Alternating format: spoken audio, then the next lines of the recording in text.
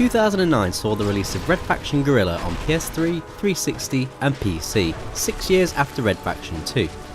You play as Alec Mason as you're reunited with your brother on Mars to start a new life. You find the once helpful EDF has now become more controlling and corrupted. They murder your brother and you're forced to help out with the newly formed Red Faction. The game plays in an open world divided into 6 areas, rather than the linear previous titles.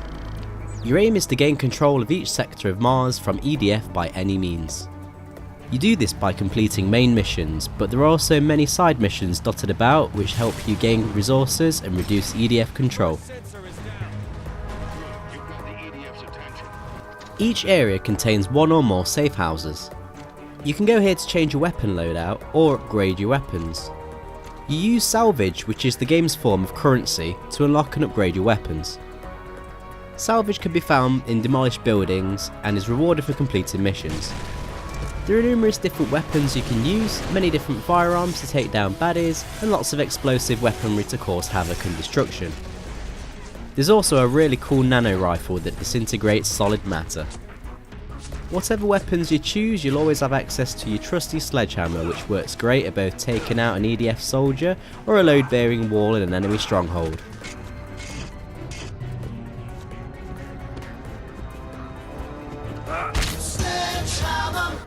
Now we get down to what really makes the game, the destruction. The game, running on GeoMod 2.0, offers fantastic structural destruction, but no terrain deformation. Pretty much every building can be turned into a dusty pile of rubble. The way it looks and works is still incredible to this day, and is still unmatched by any game since.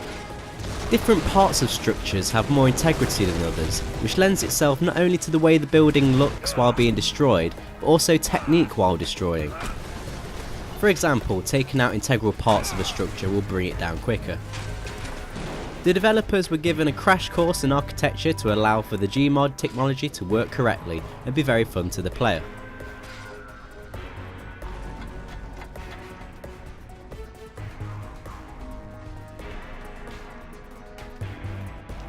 The destruction lends itself very well to the gameplay. You can choose to sneakily place some explosive satchels around a building to take it down, or just take a heavy vehicle and pummel your way through. Dotted around the map are walkers, which are big mechs you can control to cause some serious destruction. Actually, the arm movements remind me of something. If you get hit, it's your own fault. You'll notice the game's played in a third-person perspective. This was chosen as it was much easier to destroy and see the destruction of buildings in this perspective. Red Faction Guerrilla had a vastly improved online multiplayer compared to previous titles in the series. There's a good selection of modes and customization, but it really doesn't matter that much because there's nobody online.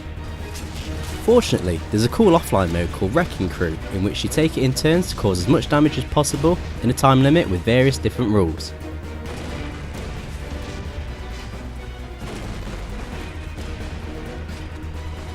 Upon release, the game received good reviews, noting the amazing destruction physics while criticising its weak story and repetitive missions. Personally, it's one of my favourite 360 games that I love coming back to visit to cause some crazy destruction. Check in with the last part of this Red Faction Retrospective series, where we look at Armageddon, spin-offs, cancelled titles and bankruptcy.